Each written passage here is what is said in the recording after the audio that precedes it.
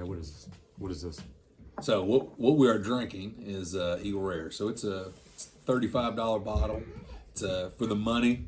It's a really good bottle of bourbon. So That's it's a aged 10 Woodford years. Reserve cup, though. So the glass is Woodford Reserve, right? But we put some Buffalo Trace bourbon in there. But it's a Glencairn glass. But it is a Glencairn glass. This is what I need. This is the proper vessel for the bourbon that we are drinking. Yeah, you're trying to teach me my ways. So, Yes. So And it does make a difference. I've had, my brothers and I will do some tastings from bourbon, and so even being in Oklahoma here recently and introducing people to bourbon, they're like, "Come on, does it make that big of a difference?" Yeah. And once we tasted out of a Glencairn, they're like, "You're right, it makes a difference." Yeah, I'm gonna have to get one. So, yeah, I'm gonna take a sip. Let's do it. It smells really good.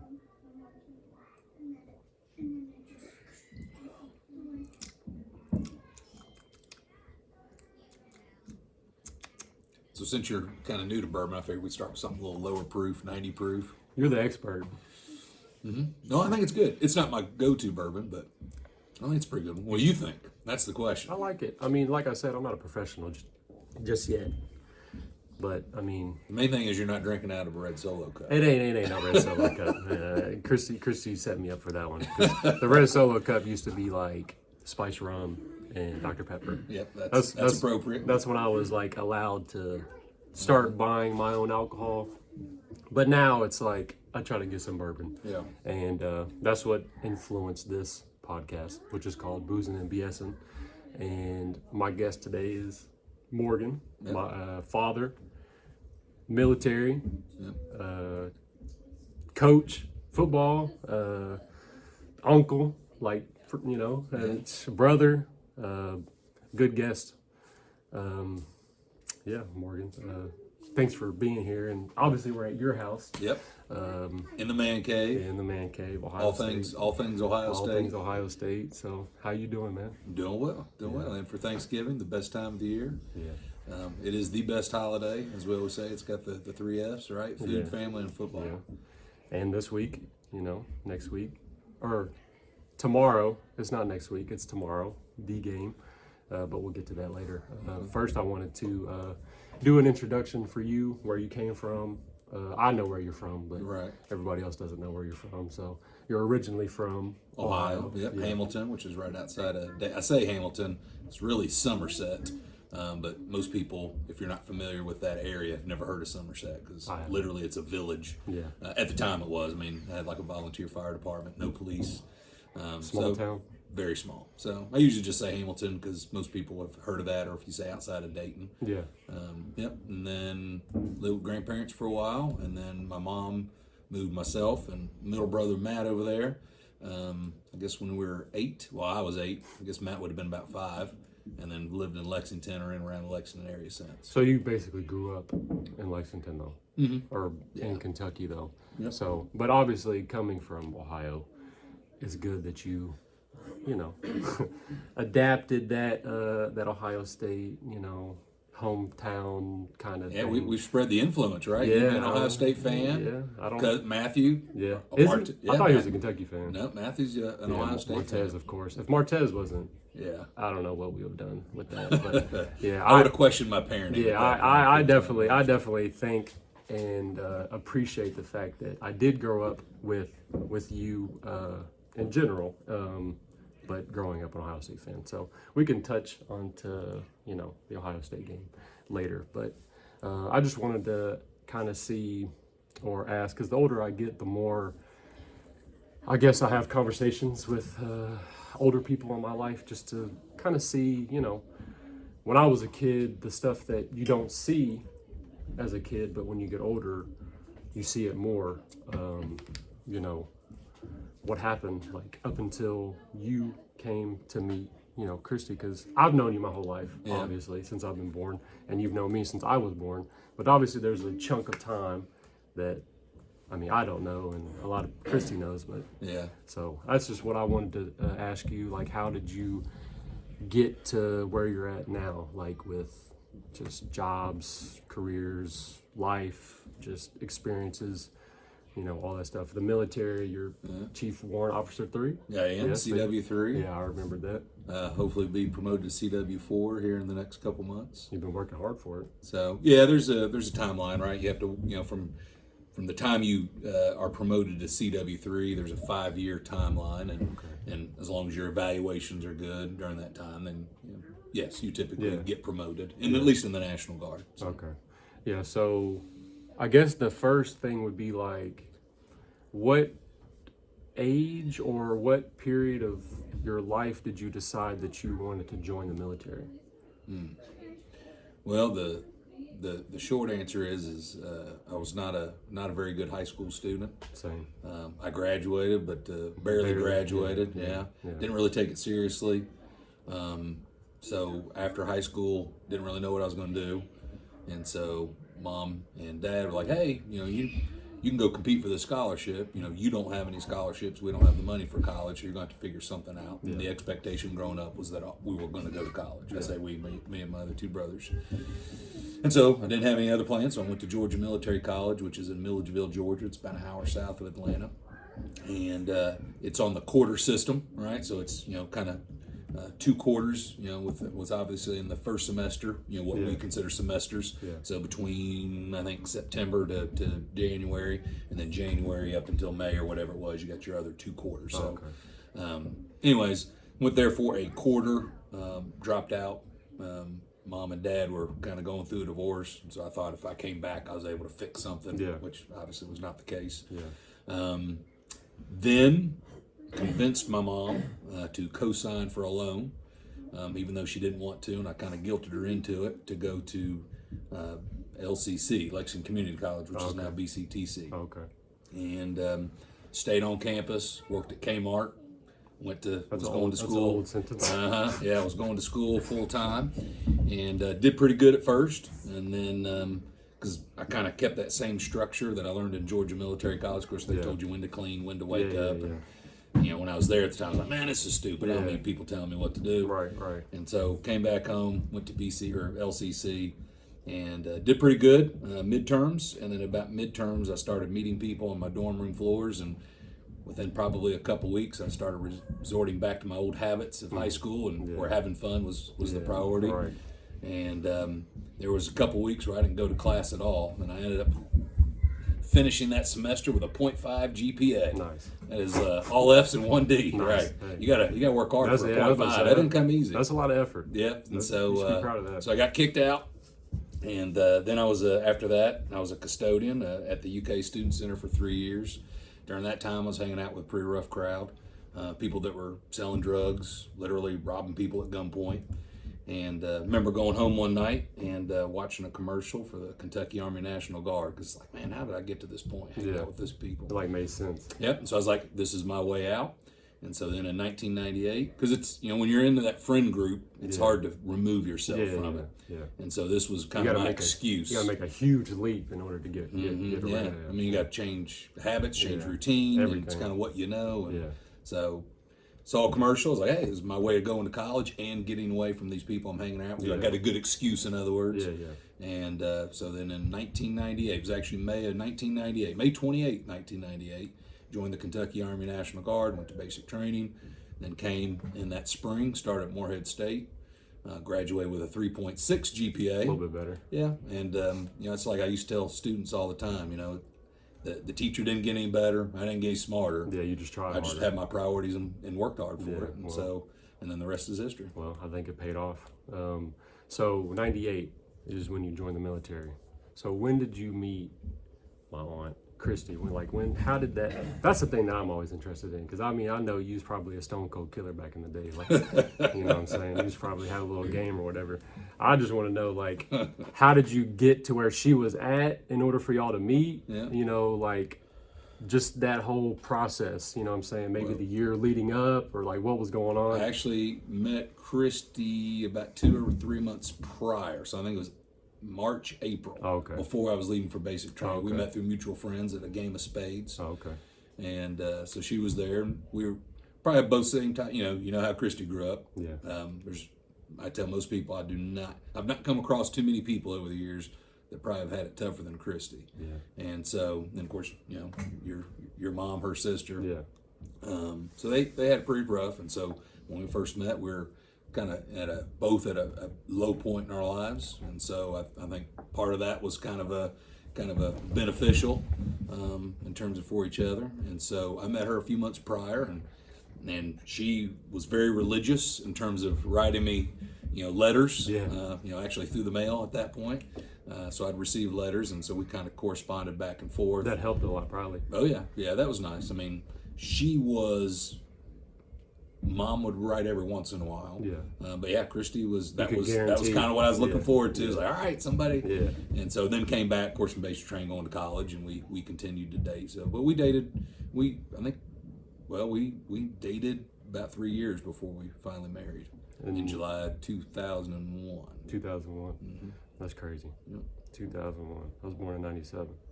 So we've been married now 22 years. Time flies. It does. I mean, Unfortunately, too fast. And the older you get, the faster it goes. I mean, a lot has happened in your life, though. I think you have a lot of things to be proud of. Maybe a lot of things you can't say take back, but I'm sure because in my life, I'm already thinking, like, if I can go back in time and redo this or blah, blah, blah. Mm-hmm. But you've had a lot of experiences. Obviously, you've made it in a sense. You've overcome, same with Christy and a lot of our family, you overcome those obstacles, I guess, and it's always good to see where you're at and look back on it.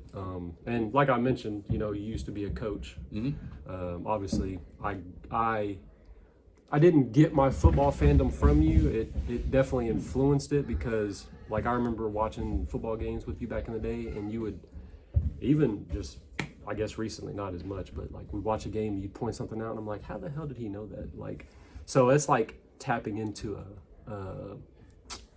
I guess just a coach. Like, you see the game kind of as a coach. So your coaching experiences, did you have like a lot of, or any like favorite moments when you did coach? Nah, I mean, did you coach long? Well, let's see. I coached my first year at Franklin County High School. So I started at Franklin County High School, and I was there in 2002. So I coached that year. Then we were deployed, so my unit got deployed. Of course, you had 2001, 9/11 took place, and so a lot of the active duty were going overseas to Afghanistan, then later Iraq. And so while that was going on, National Guard units were getting activated to go secure military bases here in the United States. You were kind of serving as gate guards, military police, that sort of thing. So coached for a year, came back. Kind of gets blurry a little bit, but coached off and on at the high school. Coached Bryan Station Middle School with my dad. Coached Martez, my son. The POW League, which is a police activity league. Yep, coached him. So I coached him at Bryan Station Middle. Also then coached POW League with him. And then went and coached Franklin County High School again. Then got deployed in 2006 to 2008. But right before that deployment, I was the head coach at Elkhorn Middle School. And I'd say that was probably the best time. It was also kind of the last serious coaching, because when I came back from that deployment, I coached for a year or two. I don't really quite remember. I guess it would have been 2 years I'd coached at Franklin County and back at Bryan Station Middle School before I took an assistant principal job. And then at that point, you can't coach. But I'd say the head coach at Elkhorn, because it was they had a losing record, kind of a losing culture. And me and really another guy named Eddie James, who is now the head coach at Franklin County High School. They're actually having an undefeated season. They play Boyle County in the semifinals tonight. Oh, really? At 7:30. Nice. Yeah, he's done wonders at Franklin County. That program was already there. He's just kind of elevated, take it one more step like further. your 49ers. Yes, yeah. And so, but the last game of that season, the team presented me with an American flag. It's actually over there with all their signatures on it. Oh, wow. And we beat Scott County, which was a really good middle school They've been team at good. the time.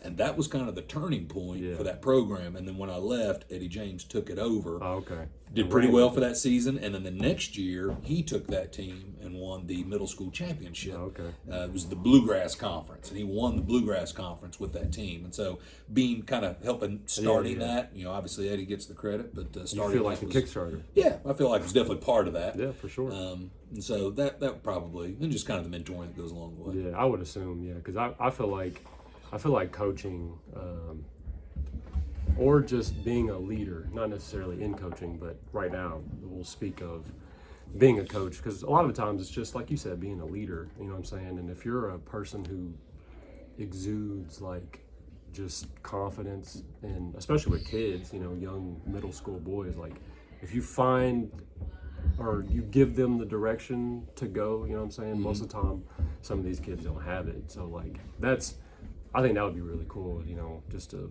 be a leader, you know, and have someone kind of look up to you, you know what I'm saying? Yeah. So because you probably had a lot of kids like kind of look at you maybe as a father figure throughout the years, you know what I'm saying? Maybe. Because that's just how I would look at it. I mean, I wish I played football a little bit longer. I could just, because even as I'm older and I look at football like college or whatever the case may be, you can tell if a coach is, you know, let's take Ryan Day for example, and you take a quarterback like you know, McCord. You can, you know what I'm saying, like, you know, the talent is there, and if you have the right coach, you can. Oh yeah, You know what I'm definitely. saying? It's just, I mean, you can really push that. I mean, if you watched all the Ohio State games, and I don't know if you have, but I have, you know, every year pretty religiously, you can see the growth Every in game. Kyle McCord. So there's two pieces to it, right? Especially from coaching. There is the growth of the player with regards to your skills, your abilities, understanding the game, and there's hopefully the growth of the person. With regards to Mental toughness. instilling perseverance, instilling self-discipline, instilling, you know, those qualities that you want to see in an athlete, but just in a good person. Yeah, and being, you know, quarterback for Ohio State, you have to follow suit of, you know, the ones that came before you. Yeah. You know, Imagine the scrutiny that comes under with that job. It's probably worse. Especially following C.J. Stroud. Oh, yeah. It's, you know, Justin Fields, Dwayne Haskins, rest in peace. Even, you know, Terrell Pryors, the Troy Smiths, you know, all of them. Braxton Millers, J.T. Barrett's. I mean, the list goes on and on. Collegiate level, those players were elite. You know, J.T. Barrett and them didn't, you know, pan out. But like Justin Fields, I'm a big fan of his. Big fan of, I was a big fan of Dwayne Haskins. I think it's really tragic how that happened. But, C.J. Stroud, I'm a huge fan of C.J. Stroud's. I mean, yeah, he's had a heck of a rookie. Probably gonna be offensive rookie of the year. He is crazy. I'm about to buy me a Houston Texans jersey. Like that's how much, because it's just, and you love to see, because this goes back to you being a mentor. Like, say C.J. Stroud's high school coach or dad or whoever is watching him, and he's just so like humble, and he's succeeding in life. You know what I'm saying? That's like the best part, I think, for me to see, is just seeing people make it. I think that kind of wraps all the way back up to saying it's good to see like your growth, and I'm sure you see your own growth. Yeah. You know, just in life, like where you came from and where you're at. You know what I'm saying? Like, parenting, I'm sure, has been crazy for you throughout the years. Your kids are older now, and so how does that? The youngest one's 18. How does that feel?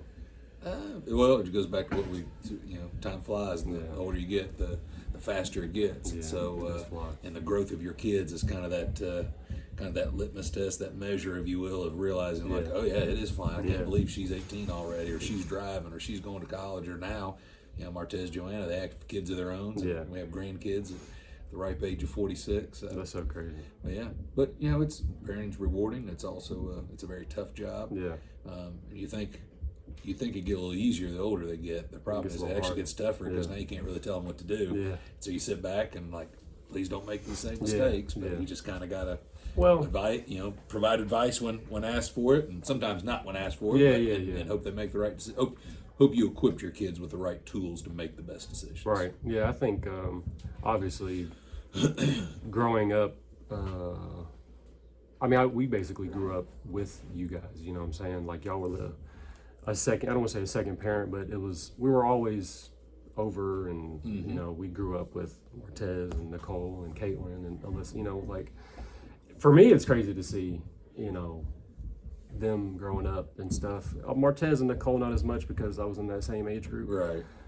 But looking at, you know, Alyssa and Caitlin, like, at one point, like, obviously you feel this way, but for me, like, they were a baby and now they're, you know what I'm saying? I look at myself like that too, but it's just so crazy to see somebody who's younger than you grow up and get to that point where like you once were. You know what I'm saying? It's just, the older I get, the more I realize that it's just, it goes by like that, you know what I'm saying? So, But for me, it's crazy. But Nicole and Martez both were in the military. So did you kind of speak that into them, or was it a decision that they made themselves? Yeah, I mean, we as growing up, we kind of had Christy and I had the expectation, college, technical school, or the military. Yeah. One's not necessarily better than another, but you need to do one of the three. Yeah. Joanne at the time wanted to go to college. She actually wanted to go to Bellarmine University and be a nurse. Her big dream was to study nursing and then double major in nursing and Spanish, and then go to South America and help those in need. That was actually her big dream at that point. Yeah. So she joined the National Guard in order to pay for college, and then obviously didn't end up going that way. Yeah. Martez, a little different story. He knew he needed to do something. He got more rebellious the older he got within high school. Yeah, he did get kind of crazy. Yeah, and so at one point he actually ran away one summer and came back and said, can I come back? And I'm like, of course. And so after he rested, he wakes up the next day and goes, you know what, Dad? Because I think I need to join the Marines. I'm like, you know what? I think that's probably a good idea. Yeah. So he joined the Marines. Yeah. So those were decisions they made. But like I said, we kind of set those parameters. We never pushed our kids one direction or another. We wanted it to be their decision. Yeah. But as long as they found meaning, purpose, and fulfillment, whatever it is they did. That's the main part that means the most. So with Martez being the same age as me, obviously you saw a lot of me and my brother. You saw a lot of us together. There's a lot of memories in my childhood that stick with me, and a lot of them involve coming over to y'all's house when y'all used to live over there. Those Lexington, the Green Eagles house. Yeah, those are just those things that for me I think about, and you treasure those things because that's kind of where you come from in a way. You know what I'm saying? I'm from Winchester originally, but it's we grew up at y'all's old house. That's what it feels like to me. Yeah. And there's a lot of memories, with me and Martez, but obviously me and him being that same age, we were both, I guess, knuckleheads in a way. So he led or I led and we followed, and it's just you saw all of us grow up. You know what I'm saying? It's I don't know. It's just crazy. It's just crazy to think going over to y'all's house one summer and you forcing us to stay outside. You know what I'm saying? Don't come back into the house. And just, I don't know. It's just stuff like that, man. And now you think back on it, it's crazy how time flies. Yeah. It's just really wild. Yeah, we still see all the, think about Halloween and all those times we go into the nice neighborhood with full-size candy bars. And jump out the Dodge Caravan or whatever that minivan Newspaper was. out. Yeah, and you'd help with those things, yeah. It's just crazy, man. Time really does fly. But I guess we'll shift a little bit to football, I guess. I don't want to talk about your 49ers because I'm mixed. I'm mixed feelings with them. Well, you're a Cowboys fan. Well, it's I respect them, obviously. They have a lot of players that I thoroughly enjoy watching. Deebo Samuel is insane. They just got Chase Young. I don't know who allowed that to happen. That roster is loaded. Yes, it is. You got a quarterback on a rookie contract. Yeah, you got money to spend on some other players. That makes me so frustrated, man. Talent from top to bottom at all levels on all three phases of the game. Because for me, the older I get, the more I guess I'm reasonable. The older I get, because unless it's the Eagles, I'm not. I think the Eagles are a fluke. That's just me. I think the Eagles are a fluke team. That's just me. They're a good team. They just beat the Chiefs. They're a great team. Don't get me wrong. I just think, I'm not saying they're lucky. I just think things swing their way a lot. Because they are, 9-1 right now? They're a great team. Yes. You can't deny that. They know how to win games. They do. That's what football is. You play defense. You make stops. You pick up first downs. You score when you're supposed to. As a coach, as a fan of football, you know that, obviously. I think it's the head coach, man. His face, bro. I don't like his face. I just think Nick Sirianni? Yeah, but I respect it. It's you have to find the balance of which one do you want to believe in the most. You know what I'm saying? But the 49ers, I respect them because the Eagles do have the best record right now in the NFL.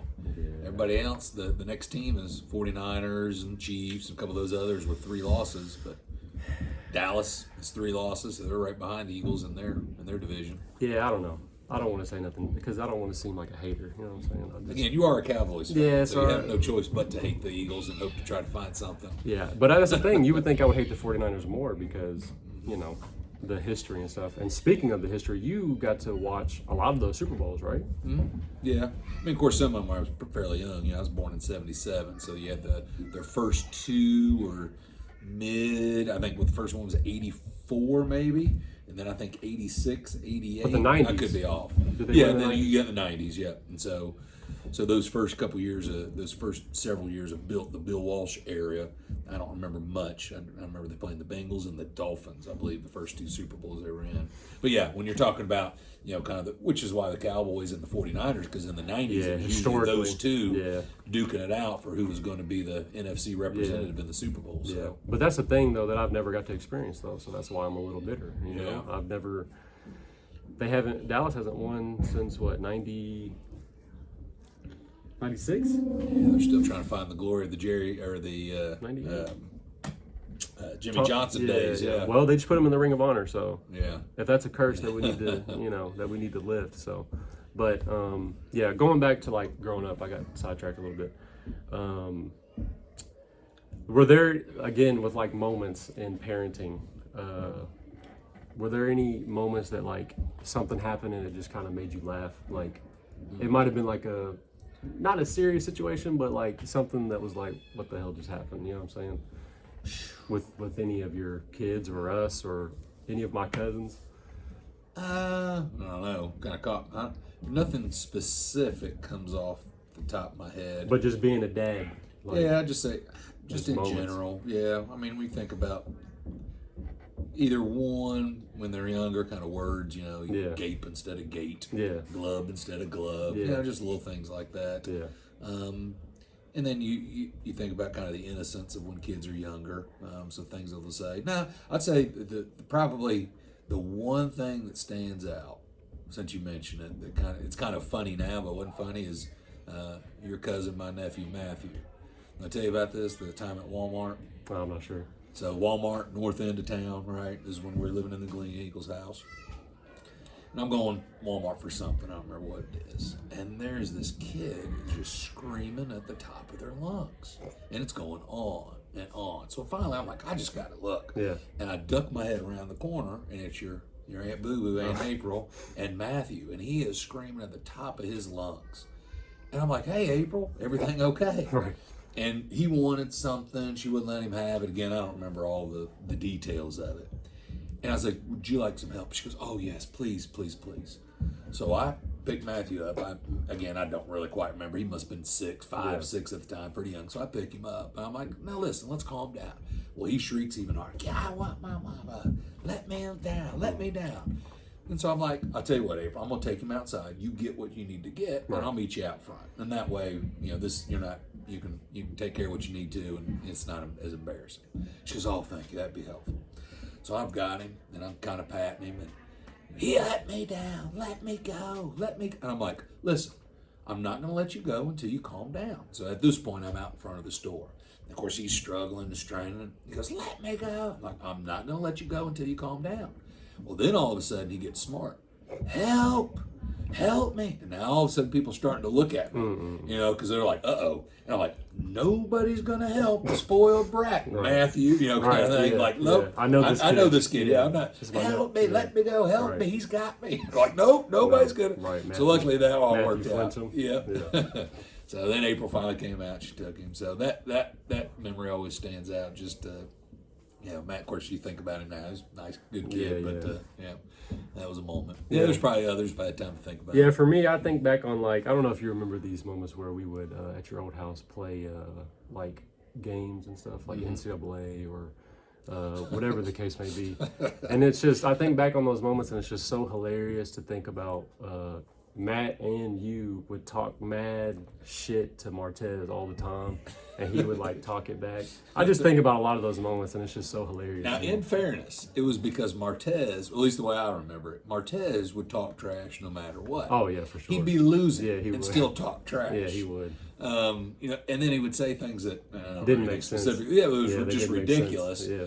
And so just me being me, and maybe Matt, I don't remember, just kind of being ornery. Yeah. And so then they're like, all right, fine. You want to Yeah. play that way? Yeah, Because yeah. we get a little competitive too. Yeah, So, for sure. But you're right. It did. There was a lot of trash Yeah, talk. I just miss those moments. I miss those, man. Like those moments kind of like build you as a person. It's just I just miss it because we would play like NCAA and stuff. We Football would play and the football Madden, games and stuff. yep.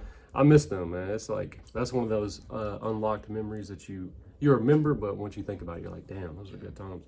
But yeah, Martez, he would just be talking. He talked so much. I don't know if you remember that Lake Erie trip. You remember that when we stayed in that house? Yeah. Do you remember that? Oh yeah. So as a kid, obviously, I only got my perspective. What what was your perspective on that trip? Like the whole thing, just because I remember, that storm came. Like, Yeah. Caitlin cried the whole time. Like the weather was bad.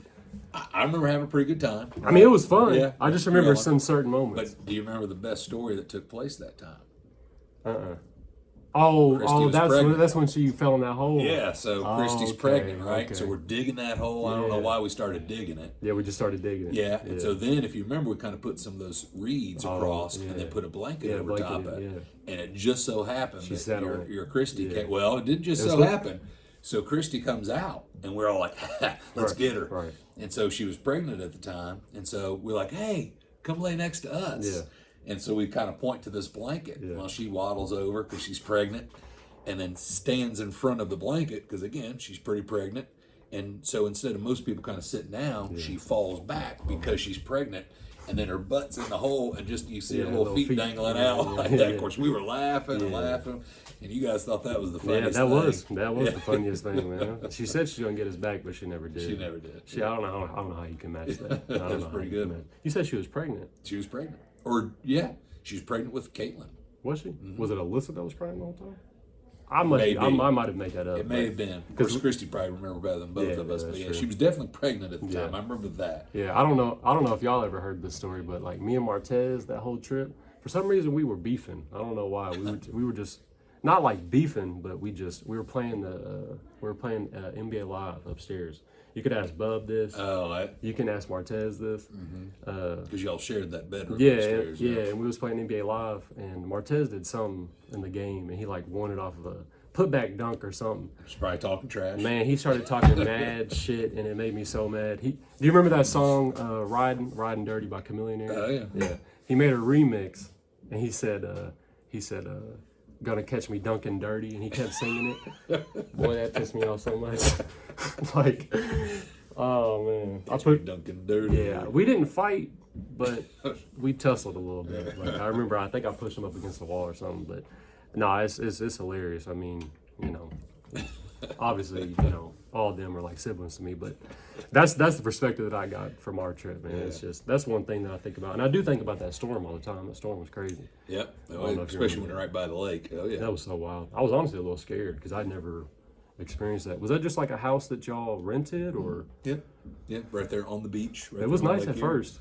It was nice at first. Until the storm hit. Yeah, until the storm hit and everything was on it, and it got all dirty and stuff. But yeah, those are things that I think about all the time, man. It's just memories and good times. Yeah, the good times. And now we're here and doing this podcast and stuff, which I want to do more, but obviously got to be consistent with it. So yeah, I didn't even finish my bourbon. That is the key, right? Yeah. Especially these being consistent with it. Of course, people get busy, life happens. But I guess I'll finish it with a question on because we've been talking a lot more the older I get. Because the older I get, the more I realize that you gotta stick to your circle. You know what I'm saying? Keep your circle kind of tight, and the ones that look out for you. You know what I'm saying? Use those resources. The older I get, the more I realize that. So the more we have been talking, the more I'll ask what would be an advice to maybe 25-year-old you, now looking back on where you're at now, what, not necessarily change something, but what would you go back and tell your 26-year-old self? Because at 26, where were you in life? I was pretty well, things were pretty good at that point, just because I'd gotten things turned around. Yeah. So I mean, at that point, I was a teacher, and again in the guard, Okay, married, so maybe all those good stuff. maybe 19 or whenever. Yeah, I don't have. I can honestly say I don't have very many major regrets. Yeah, I'm sure yeah. that, hey, I wish I wouldn't have eaten that, or maybe I Right. drank too much. Yeah, Those yeah. are minor. Yeah, But yeah. in terms of life changing decisions, I actually don't have too You've many. been pretty like steady trajectory, or Yeah. okay. For So the most part. so let me switch it to somebody like me who's in that process of working on their future and trying to find their way. What would be like the number one thing that you would tell them just to keep going? Yeah, I'd say one, and when I say these things, I'm not saying I've got it all figured out. Yeah, either. yeah. I'd say relationship with God, understanding, due to that relationship that there is purpose, right? Yeah. You know, we all have a beginning, we all have an end. I believe we're here for a reason, and so the idea is, what are we supposed to accomplish in between that time? Because we don't know when that end's going to be, right? You're talking about growing in time, and it goes by fast. So, what is it you're supposed to accomplish? And I do think part of that is having a positive influence on others, right? Relationships, and understanding the value of those relationships. I do too think that we all have different strengths and weaknesses, and in those strengths and weaknesses, there's something that we're supposed to do in terms of job wise. Yeah. Whether it's teaching, whether, you know, even Christy with Herod, you're like, well, how do you make a difference at what she serves as a counselor? Oh, yeah, a lot of for times, right? It's sure. kind of like the Yeah. females version It's of like the a- guy's yeah, bartender. barbershop, yeah. And so when you think about the difference she's made, or she's even willing to go to people's house who've had cancer and do wigs and just to try to give back. So really, it goes hand in hand through that job and the impact she's had on others. And teaching's a little different, a little easier to kind of pinpoint. Like people like, okay, you're having hopefully a positive influence on kids. Yeah. So I think that's part of it. And then I think 3, then following that, living a life of purpose. And I think that involves being a man in our case, or a woman, but in our case, a man of character, living life, working hard, having integrity, being honest, trying to be selfless, you know, thinking of others before you think of yourself. And I think trying to live around those 3 pillars, if you will, I think Gives you a solid foundation. gives foundation, gives meaning, Yeah. provides a sense of perspective with regards to where you fall into the greater world. And I'd say those are probably the 3 big things. And it took me a while to kind of figure that out. Yeah. But I will say my life is better, more fulfilling, more enjoyable. Right. No, and again, I'm not saying I've got it figured out. Yeah, I'm not but saying it's perfect the and soul- but understanding those 3 things, Makes more sense a little bit. my life is much more enjoyable, a lot less chaotic, a lot less stressful. With those 3 things in mind. Yeah. When you was talking, it made me think of something I was going to ask earlier, because you was talking about Christy being, you know, hairdresser, and she's made a difference with that and stuff.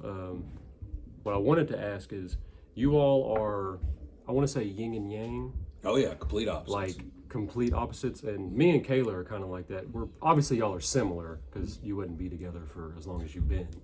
Well, I think there's 3 things that any long-lasting relationship or marriage, right? You got to agree on religion. Yeah. We both believe in God. You got to agree on how children ought to be raised. Yeah. And you got to agree on finances. Right. I think if you can agree on those, not on everything, but for most things within those 3 areas, Yeah. you can be complete opposites on everything else. Yeah. And we do tend to agree in those 3 areas. Yeah, but yeah, it's just that's always an interesting thing to see. Like, your personality and her personality are obviously night and day different. Oh, yeah. You know what I'm saying? I've always looked at it as like yin and yang. You know, it's just the complete opposites just work perfectly. Well, and think about it this way, right? We as people tend to want to be in relationship, right? That's why marriages happen. Right, right. And that typically means there's something missing. Yeah. And it's like I say all the time, her strengths are my weaknesses. Right, vice her versa. weaknesses are my strengths. Yeah. And so when you think about the vows that you say when typically being married, it is the coming together of one person, right? Making each other whole. Right. And so it is kind of the best of both worlds. Yeah, I think that's really crazy to think about. Because like I said, Kayla and I are similar in the areas where the foundation needs to be similar, but in the areas of just like expressing yourself on a day-to-day basis, it's completely different. And again, it works so perfectly because what she brings to the table, you don't, and what you bring to the table, she does. You know what I'm saying? Like, I don't know if it's like that with you and her and my aunt. Yeah. Like certain situations you're very calm about. Oh yeah. And it'll be something that she would freak out about. Yep. It's like if you have that balance, because y'all both can't be, that just doesn't end up well. Yeah. You know what I'm saying? So you got to have one to bring the other one back down to earth. Might take a second. Yep. Because trust me, I've been there before. You know, might take a second, but if you have that, like you said, the 3 pillars of just foundation, you know, you'll get through it. And I don't know. It's just crazy. It's just crazy to see. And I love it. I love to see the difference. Because, you know. The dynamics in the relationship. Yeah. But, because, you know, I'm not sitting here saying that she ain't got no personality or anything. You know what I'm saying?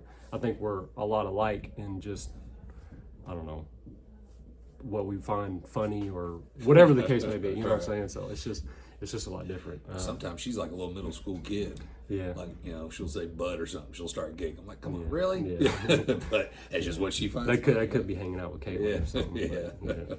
But yeah, no, it's just, that's what I wanted. There was one more thing. I think I wanted to touch on more on the game tomorrow. I'm not necessarily nervous, but I'm curious just to see how it goes. Because the last 2 years, I think we've talked about it. It was the big plays that really, last year, or was it last year? It was last year. It was last year. It was just those big plays. Because our defense right now is just playing.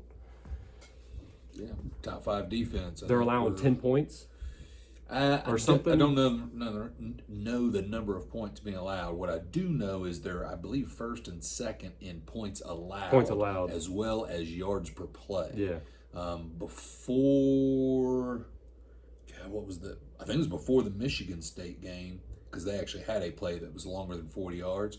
But before the Michigan State game, we were the only team in the nation to not allow an offensive play of over 40 yards. Yeah, the defense has been balling. Yeah, well, they've not blitzed as much. Of course, when you're stacked at all 3 levels, right? Yeah, Up you don't front, linebackers, and then secondary, you let people do their job. Yep. Yeah. You don't have to apply as much pressure. Yeah. It's more timely pressure, timely blitzes at the right time. Yeah.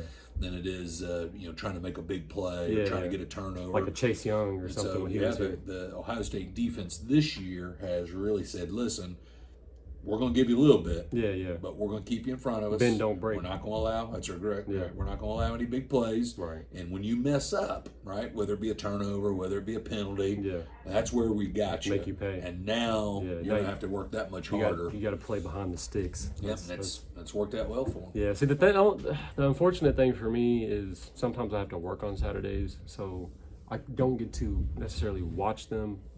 Don't tell my job, but I listen to stuff while I'm working. I'll listen to the game, which is cool. The older I get, the more I'm just like listening to it is kind of cool. You know, it just gives you a different experience. But I don't know. Obviously, we don't have to talk about Marvin Harrison because he's, in my opinion, the best college football player. To win the Heisman. He should, but it's a quarterback thing, which is unfortunate. I don't understand why it's always a quarterback. It's just like the NFL. It's always MVP is quarterback. Why? It's because you always have the ball in your hands. You're obviously making offensively everything has to run through you. I get that. And so you're able to also then put up bigger numbers. Either through the air, on the ground, or both. It's just frustrating because you look at somebody like Tyreek Hill.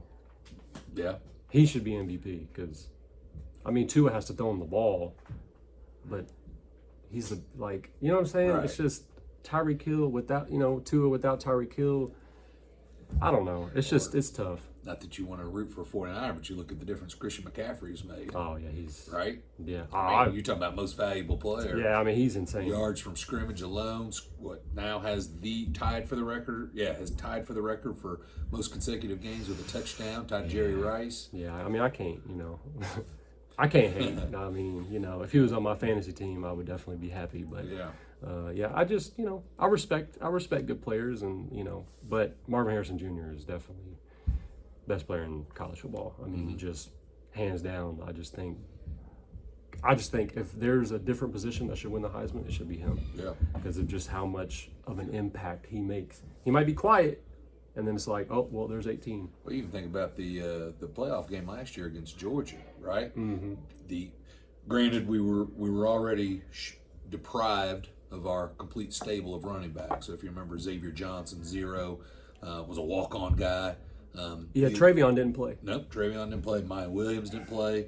Chip Trainum didn't play. It was, if I remember right, it was definitely Xavier Johnson. He started, I think, a little with Dallas Hayden.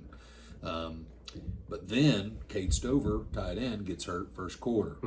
Of course, we never did have Jackson Smith and Jigba all year. Yeah, he was hurt all year. And then Marvin Harrison, when he had that hit, was it late third quarter, early fourth the quarter? non-targeting call. All of a sudden, the offense, just changed. And that was a difference maker. I think anybody who watched that game would agree. You know what's so frustrating is it was on Thanksgiving or New Year's Eve. We was at this bar, and we was driving down the field. Ball's close to dropping, right? And we go down the field, about to kick the field goal, and the ball drops at midnight, and he kicks the ball at midnight and misses it wide left. Yep. I'm in this bar wearing Ohio State jersey. I'm like this. I'm like, oh my gosh, man, why? Like, why? Yeah, That's tough. 2 years in a row, man. Like, and 2 years ago when it was Justin Fields, right? And towards the end of the game when he threw that pass, that deep ball to, I think it might have been Olave maybe, and he misran his route and it got intercepted. Oh, yeah. You know what I'm saying? Yeah. It's just like those moments that you're so close. I know things add up to get to that point, so that's why you can't really. If an NFL game you lose to, the Bills lost to Denver. Right. It's kind of like, oh well, but it's still. But when you got two evenly matched teams, or you get in the NFL and you're talking about professional athletes, Yeah, they're sometimes professionals. It only takes one or two plays to make the difference. Exactly. In the game. Yeah, that's how. That's just. So The more you understand football, the more you realize these people are getting paid. In NFL and in college, it's now with the NIL. yeah, the NIL too. But it's like even in college before that, they're all the same age group, so they're still pretty similar.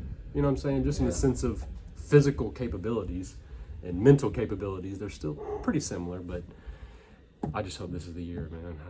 I've been itching for one since 2014. Well, I think Kyle McCord has been fantastic the last two games. Has been amazing. Yeah, and so all the weapons are there.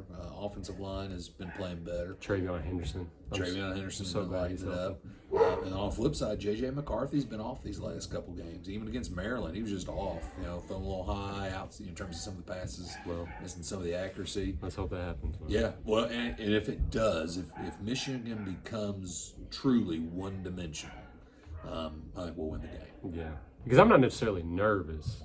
I'm never nervous. It's more, how's it going to play out? Because, obviously, if you go 12 years of dominating a certain series, and then the last 2 years, that brings up that whole conversation of, the whole sign stealing thing. Oh, I'd be curious. You think about TCU. I don't think TCU is a better team. I think it's pretty good players. I don't think TCU Were they has that much more dominant? Because Ohio State, it's been documented now that Ohio State said, "Hey, TCU, they've been stealing signs," and TCU came out like, "Oh yeah, we had some fake calls there that we'd have, and what was originally this, we're using this particular call to call this particular." So how do you feel about that? Do you think that's cheating, right? Because It's definitely cheating because there is the rules. But Right? see, the rules say since 1994 that you can't send someone to attend a game in person and then on top of that record the game. If that's the case, Yeah, it's the rule. If Now, that's whether the case.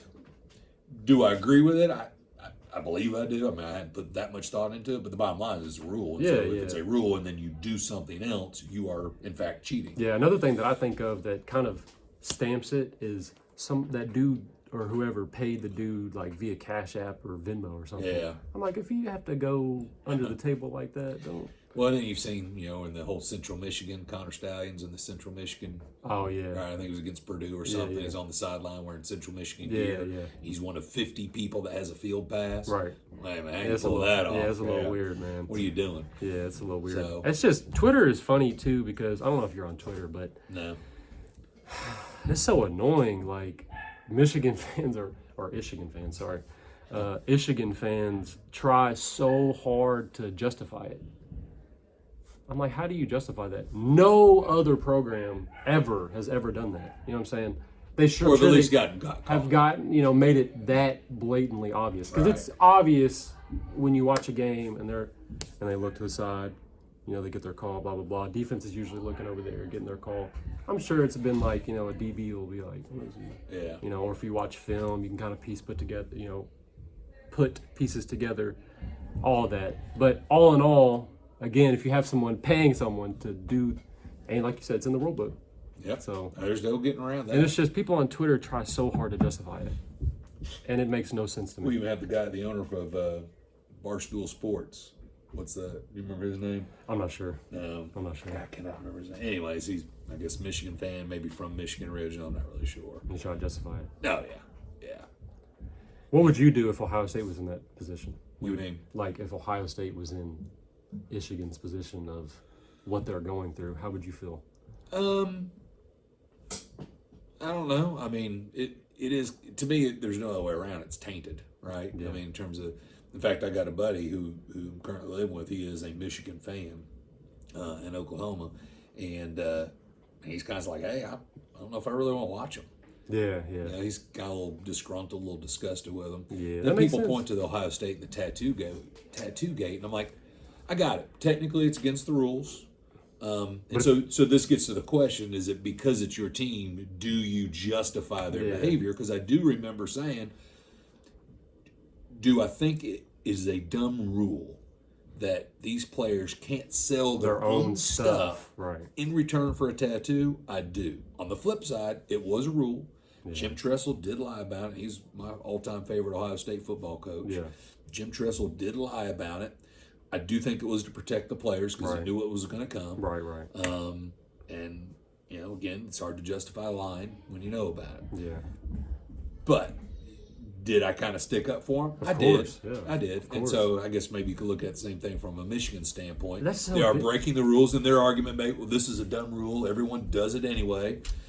Not to that level though, and it's a little bit different. Or, again, at least have not gotten caught doing it. Yeah, but It's hard to say. it's just so hard to compare that Ohio State situation because they're selling their own stuff Yeah. for tattoos. Yeah.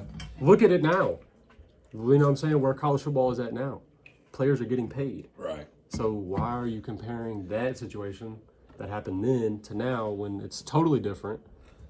Just the sense of how college players get paid. And on top of that, it's a totally different situation. Well, the question becomes is obviously you can watch game tape, right? And you watch the game and you see all the the coaches rather, right? They cover their mouths Right. as they're speaking Yeah. to prevent sign Yeah, stealing. exactly. Does it give you that much more of an advantage? It helps. I don't know. Coming in person, obviously it must, or you wouldn't think it would be a rule. Yeah. And they wouldn't have beat us 2 years in a row. You know what I'm saying? It's Well, kinda like- that's going to be the key. Is that the reason? I'm just saying. We're going to find out tomorrow. I'm just saying, if they only beat us off of, what would you say, 5 explosive plays last year? Yeah, Or 6 I or think got something? it there. Like Yeah. big runs just out of nowhere? Like, Yeah. come on, bro. How do you just so happen to know? Yeah.